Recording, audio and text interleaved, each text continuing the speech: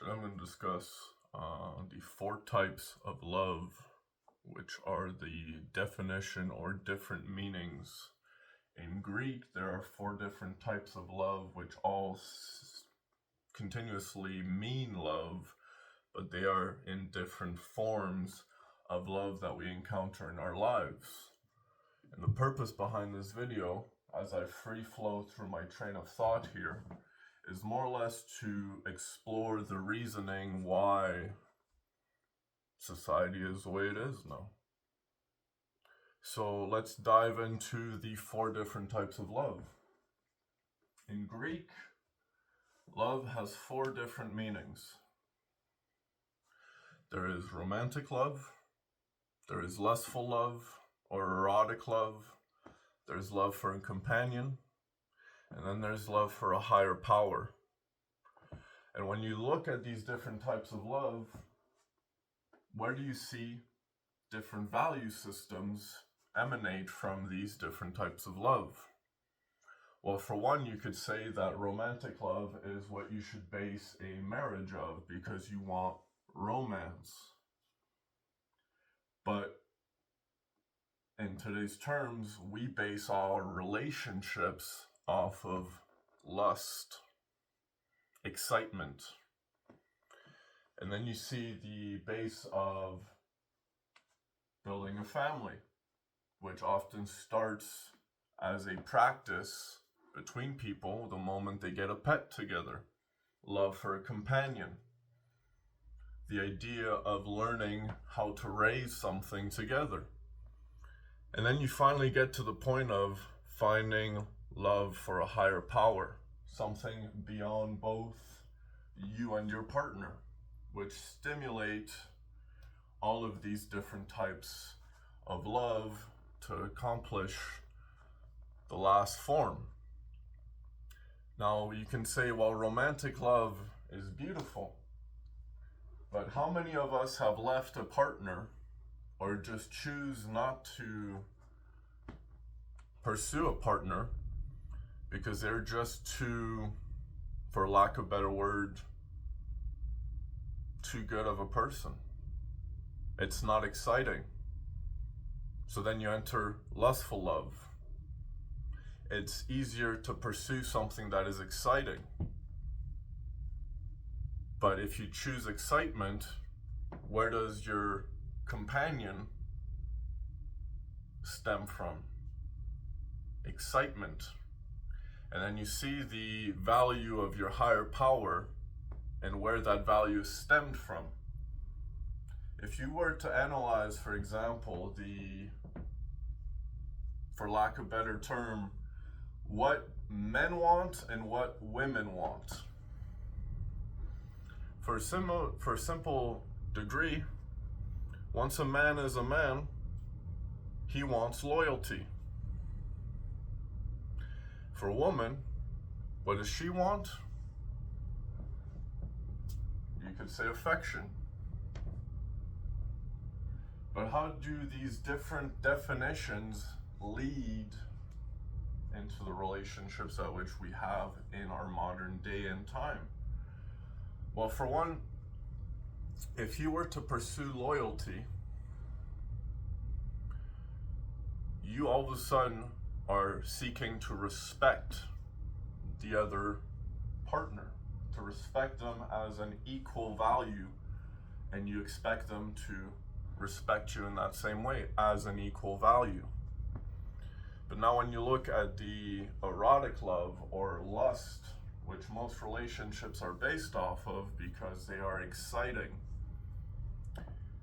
lust often results in excitement or affection.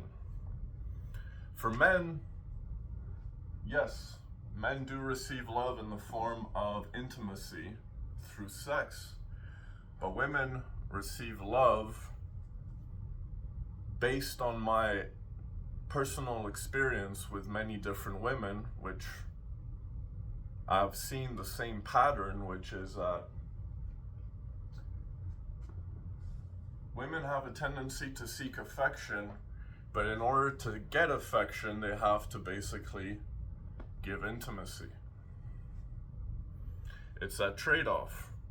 If you don't give intimacy, you don't receive affection. And if you don't give affection, you don't receive intimacy. But intimacy is not just sex. Intimacy is being able to connect, to be close to someone. But now we see the rise that if you were to look at what drives women, call it misogynistic. I really don't care, because this is a truth that we all need to realize as both men and women. Women like a dominant man. Men try to be good after a certain point. So let's realize certain key points here. What does dominance mean? It means to take control of or do as you please without consequence. That is a form of dominance. But now when we dive into that thought, for lack of a better word, women don't like nice men until they reach a certain level of maturity. And men don't like irresponsible girls. They like women. And now we see that to a certain degree, here's a misogynistic approach for you. Women like bad boys, men want women. A bad boy is somebody that's going to treat you like basic garbage. A sex toy, essentially. It's exciting for the woman to be dominated as a sex toy. It's exciting up until a certain point where all of a sudden you start realizing as a woman, well, now I can't find love. And for the man that refuses to treat a woman or a girl as a sex toy, he can't find love because there is no meat in between. There is a lack of communication in the connective aspect between men and women now. Now, where does that relate back into? In the idea that once you see that the development of traditional values, which was man goes out and provides, woman nurtures. And we saw these traditional values in today's terms as not fair. It wasn't the man that said it wasn't fair, it was the women that said it wasn't fair. Women wanted equality. They wanted to be able to act as men. Or did they? Were you taught to act as a man?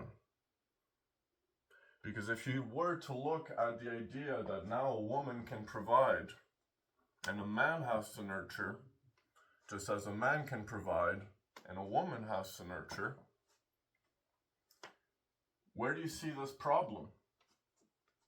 Was it really all that bad for women to stay at home and take care of the family they're raising together? Are you truly happier now that you have to go to work as a woman every single day, where you meet different people and men every single day? And was it truly that bad to raise a child while your man goes off and works? He provides the resources in order to generate the source of values that the woman can instill towards the child. Was it truly that bad? Where did feminism arise from? The idea of women wanting to be equal. While it stemmed in Western culture, which apparently the freest culture in the world is where women feel the most oppressed.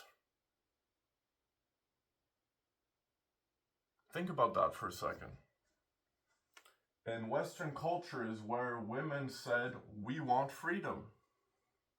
And they were already the most free out of any group of women throughout the entire world.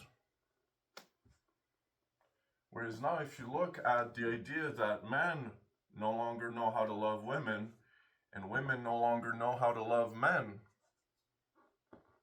because these are the different forms of love, that now you see the pattern of how values are affected specifically out of love, the different definitions or meanings behind love. A man wants to at some point find the woman of his life, and a woman wants to at some point find the man of her life. But if we base our relationships off lust and excitement, it becomes a quick fix and an addiction. It's gotten to a point now where good men are choosing not to find a woman because it's literally impossible to find a woman that's loyal to you. And for women, they're choosing not to find a man because they want to be free of the oppression of being cared for.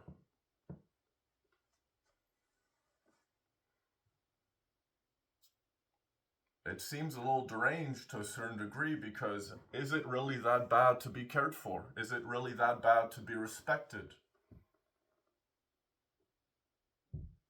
Most women nowadays base their relationships on the idea that, well, my man is at work, he hasn't responded to me, I need the attention or the affection, and I'm lonely, so here's a dating app.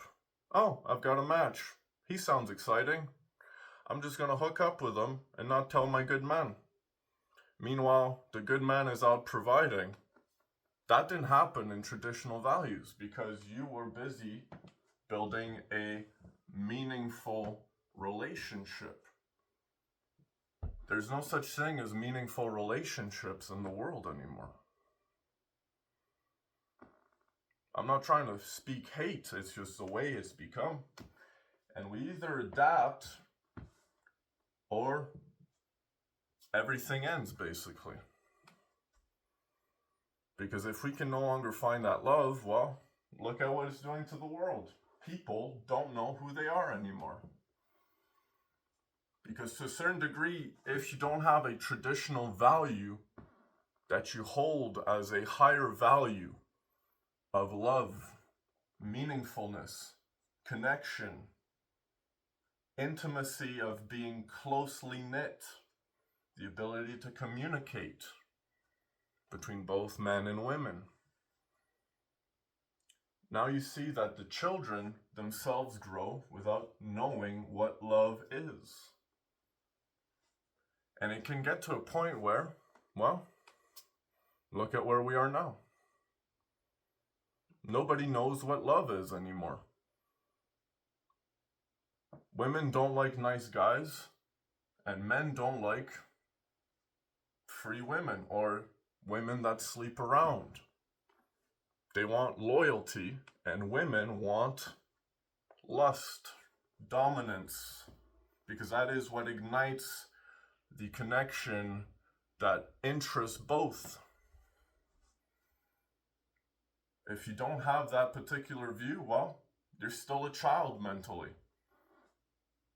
Because you're never going to raise a healthy family under the idea that if you just choose to be always a good to your partner, if you can't ignite a little certain devil in yourself to be more dominant as a man, to ignite the lust that a woman feels is what arouses her.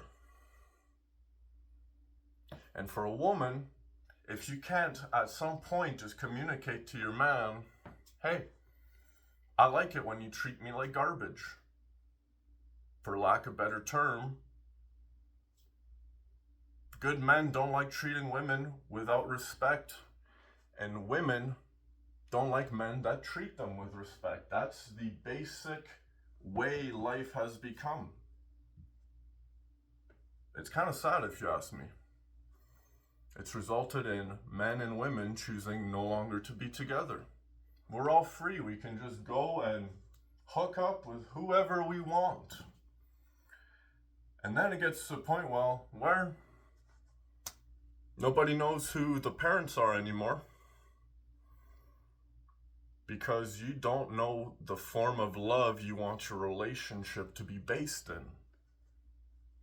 If you choose to base your relationship to a certain degree, these are not just meanings, they are the aspects that form one particular word, which is love.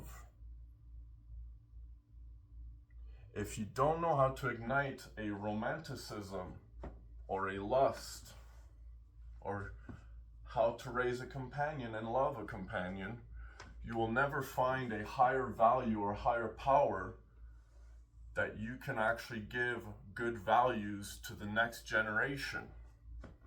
And we often talk about now how, well, the world has gone to shit, to put it simply. Those that see traditional values see it as evil, and those that see liberal values see it as evil. Where do we meet in the middle? In the primal aspect of how man and woman first started, all of these forms of, or aspects of love, is what created what is known as traditional values, because they're the initial old values. And now we're saying those values don't work. Well, why is that? Let's dive into that for a second. If we were to look at the state of the world, for example, let me ask you a question, whether you're a man or a woman. Would you say that equality for everyone is an important value? To be treated or have the same luxury or chance at life? That sounds like a good value, doesn't it? But how do you make that happen? Well, we say oftentimes that we should be giving money to other countries so that they can develop their wealth and luxury. But why give something to someone else if you're not going to receive in return? Eventually it leaves you feeling empty. The idea behind the primal function of man and woman was man goes out and provides, and woman stays behind to nurture the offspring, that which was created. But how did the two first connect? How did they first initiate their connection at the rib? In the story of Adam and Eve, they were completely unaware of each other until they experienced the fruit. What does the fruit do? Well, the fruit is a substance. It's any substance. The fruit of knowledge is a substance that stimulates your mind. And it arises emotions. It arouses people. If you're to ask a person, what are you truly addicted to? The drug itself, or the time you get to have with a person while you are on the drug?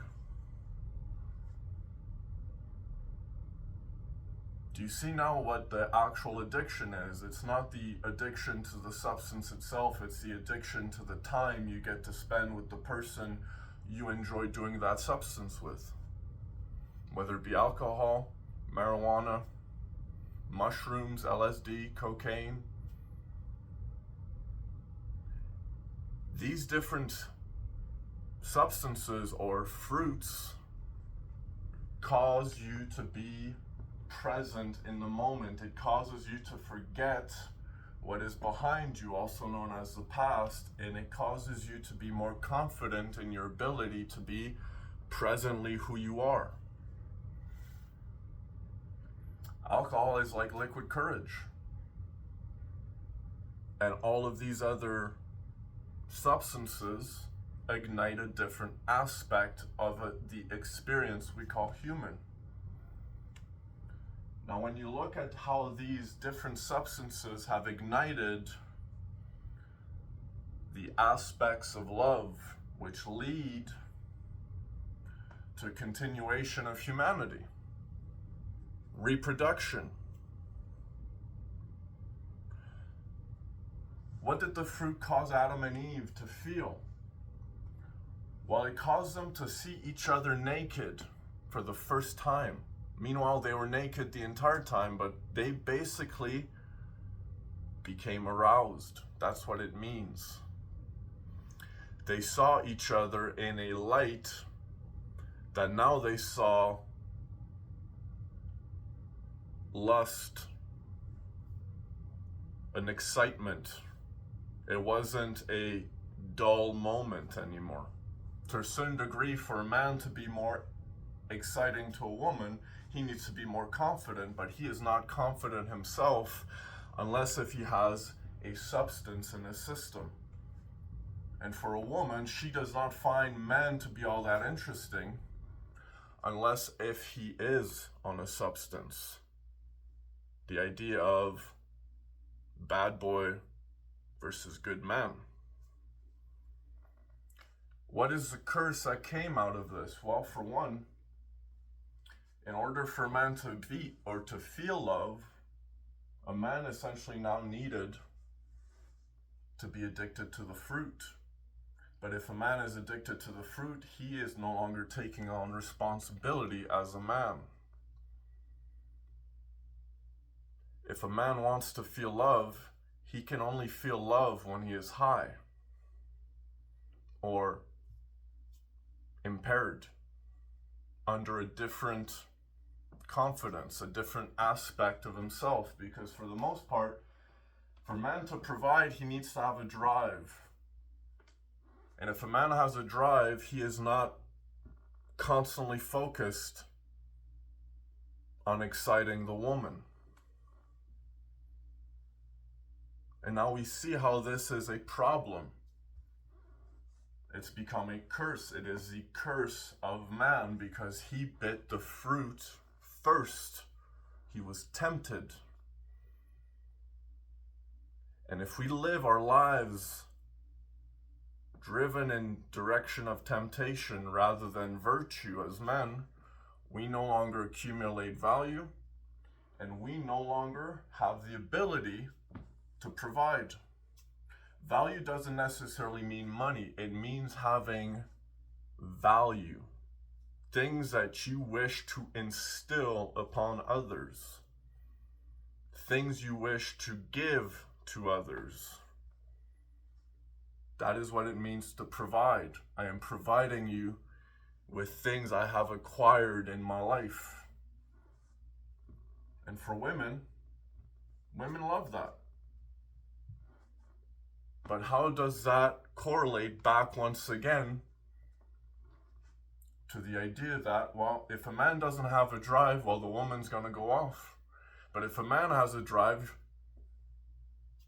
if a man doesn't have a drive, she goes off. If a man has a drive, she goes off to find another man. And now we see the idea of toxic masculinity, which is men no longer choosing to speak.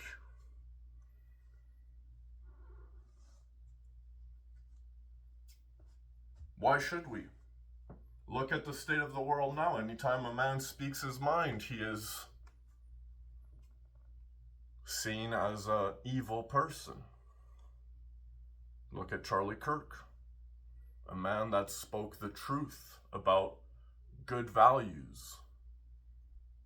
We exist in a state of martyrdom. And that definition is the empowerment of being a victim. You know these fairy tales of the knight in shining armor coming to rescue the princess from the evil monster?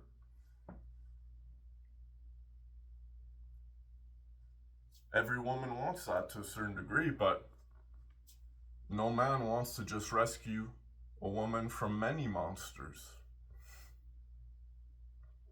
And the addiction, once again, driven back to the theory or the statement that is it the substance itself or the time you get to have with the person you're doing that substance with, For a woman, that's how she feels love nowadays. That is the addiction of woman. And the addiction of man is seeking love. And the addiction of woman is seeking love. But what aspect of love are you seeking? If you seek romantic love, you don't ignite the bad boy in yourself. You choose to be respectful and treat your woman as an equal. But if you seek to excite a woman, which women like dominance, and dominance often requires you to not care how you treat them. Sexually, anyways. That's what they base their relationships off of now. Oh no, it's so misogynistic, what are you saying? But guess what? I'm a man speaking the truth. Look at society now. Anytime a woman is lonely, anytime a man is lonely, swipe, swipe, swipe. And there are some men that choose to go on dating apps to find love. And there are some women on dating apps choosing to find love. But is it truly love you find on dating apps? Because there's no actual connection. It's a lustful excitement. The men that speak of seeking long-term partners on dating apps often don't have the same approach, and that approach is not exciting to the woman. It doesn't feel as though it is arousing. And what arouses a woman is a man that can create that excitement right off the bat. And so now you see that women that seek men for a long-term partner, they give it up more easily. Because they think in order to get a partner, I have to give myself to the idea that I'm going to find love. But you're so unable to focus on one particular person for both men and women. And because you can't focus on that one particular person, well, the idea of a traditional value seems meaningless now. And that is the state of the current world in Western civilization. What happened to meeting people the good old-fashioned way? Going out, being in public. It's like people are afraid to be in public now. Well, look at the state of the world. Okay, what has caused the world to become that particular state? Let's look back now to the primal aspect of humans between man and woman. If we were to see the idea that we want men and women to be equal in the entire planet, how do you make that happen? You can't just give something if you're going to be left empty. You have to go there and make that happen. That's the idea behind conquering. Men were explorers in ancient times because they were basically pushing the fence a little bit further so that the men, the women and children in that garden could feel a little safer because they still had now a greater, safer garden for more women and children to feel safe, to be given the same equality, to be loved. That is the idea behind conquering. And now we see and are taught in life throughout schools that conquering is evil.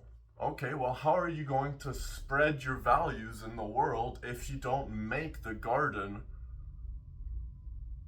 behind the same fence? I'm just supposed to give and give and give and give and give. That sounds like a toxic relationship, doesn't it? And men don't want that. Women don't want that. So the idea of equality, you have to understand from a point of placing the fence a little further. That means conquering. And now when you look at the state of the world where people are saying, well, people are suffering elsewhere, and now you have a president like Trump that's basically trying to create a greater fence line to spread the value of that kingdom so that it's a safer world. And people are triggered by that idea. Meanwhile, they don't see the depth of decision making that men have to make.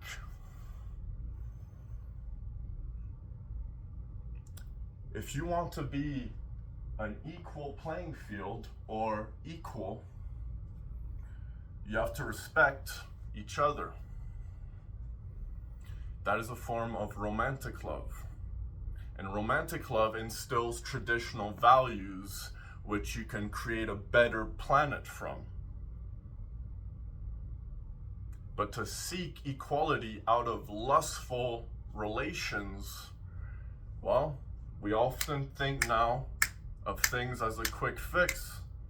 Oh, I want to lose weight. Well, I'm just going to take Ozempic. Oh, I don't want to exercise for a year because that sounds like too much effort.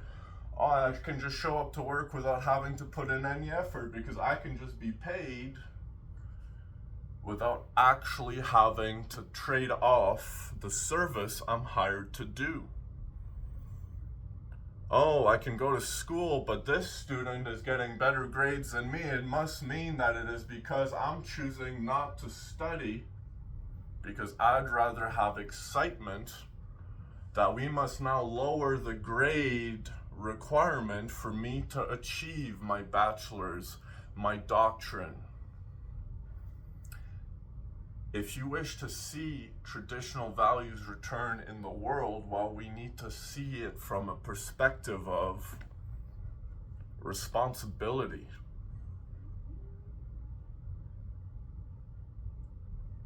Everyone has the same playing field. Not everyone chooses to take on their responsibility as people. We see a quick fix without having to put in the work. In ancient times, a man had to prove himself to acquire the woman. Now it's, oh, he paid for this, he paid for that. I guess I'm just going to give it to him on the first date. And this derangement has essentially de-escalated our ability as humans to know the true meaning of love. And the true meaning of love, which is the value behind marriage, is taking on responsibility. Being responsible to each other, to make the commitment of being responsible. And in order to be responsible, well, you have to basically find a way to ignite each of the aspects of love to find the responsibility of a soulmate. Someone you can see yourself spending the rest of your life with. And nobody has the ability to anymore. Look at divorce rates. Oh, she cheated on me. She went off with another man. Oh, well, he's busy while working. He's not giving me affection. So I get to go to work and find other people. And then I get confused because excitement arouses me and respect arouses me. The battle of the sexes, essentially. And you see it in conservative or Republican values, and you see it in liberalism or democratic values. The reason we have these two different value sets now is because we both have, as men and women, the ability to vote, to give the values we want for the world. But look at the state the world is in now, because neither man or woman agree on what's what anymore. Oh, I'm triggered by this. Well, I'm triggered by that. And there's no more conversation or communication. Most people have an easier time texting rather than speaking their feelings. Texting from a distance, seeking shelter in order to speak your mind. Men aren't men anymore, and women aren't women anymore. So what are we? Well, for one, we're effed up. We're all people that have come from our own history, our own life story. But the moment you take the innocence out of the beginning portion of life, which is called being a child, the moment you take the innocence away from a child, it learns to seek in that particular way. The initial scarring of taking away innocence to a boy or to a girl is going to be the first point of memory. And memory is what is essentially called suffering. Suffering is what causes you to remember moments. And there's no more beautiful moments in the world anymore. We all suffer, and we all have these tremendous amounts of memories, to the point that we can't leave the past behind and choose to walk forward towards one another. Love is a choice. If you want to be with someone, you choose that person because that is the person you want in your life.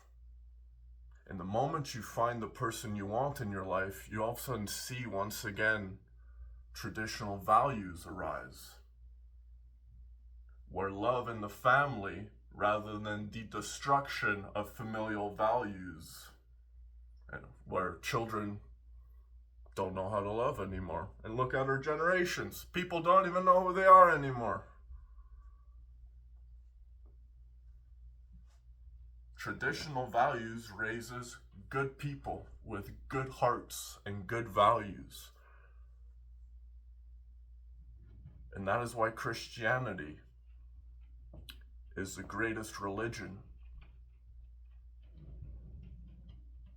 It's not about believing in one particular faith.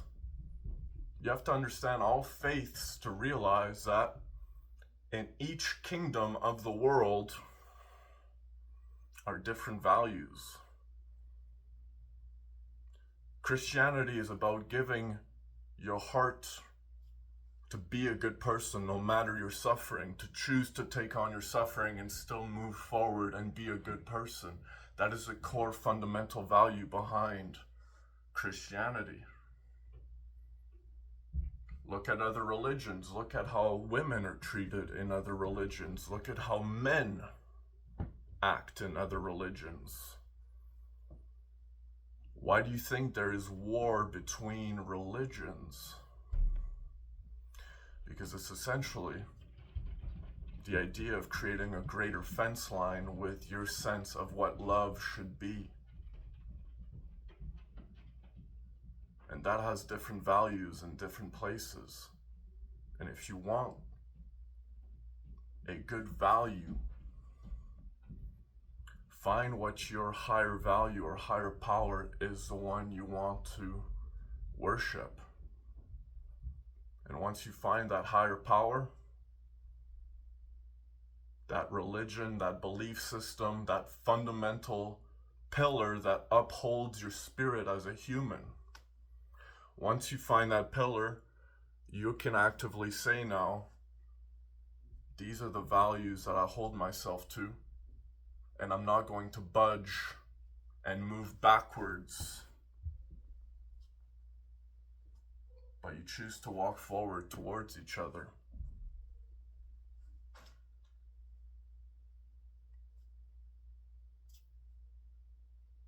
And once you walk towards one another, you create connection that can last a lifetime.